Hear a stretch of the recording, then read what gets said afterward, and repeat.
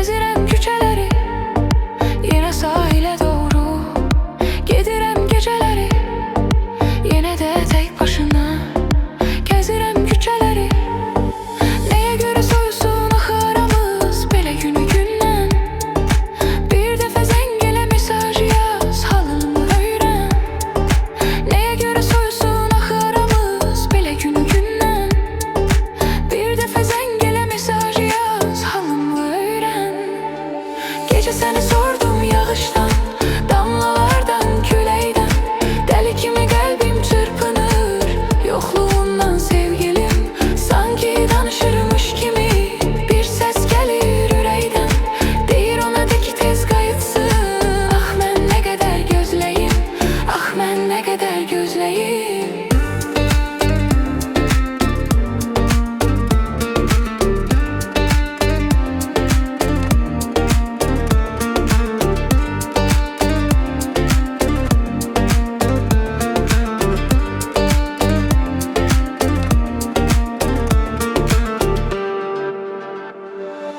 Eşit bu sensizlik, çıxıbdı axırıma.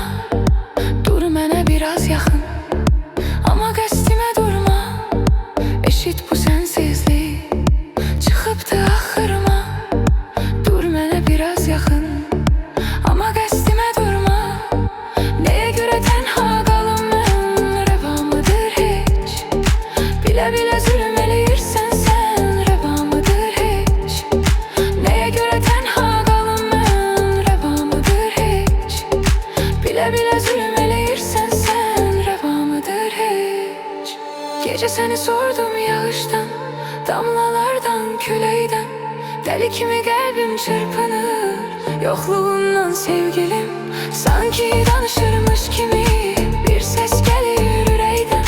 Deyir ona de ki tez qayıtsın. Ah mən nə qədər gözləyim, ah mən nə qədər gözləyim.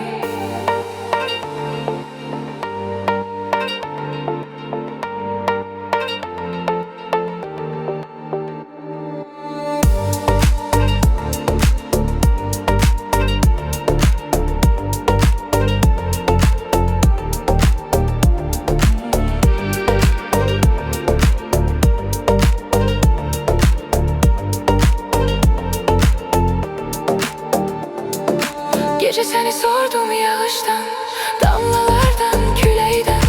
Dəli kimi qəlbim çırpınır yoxluğun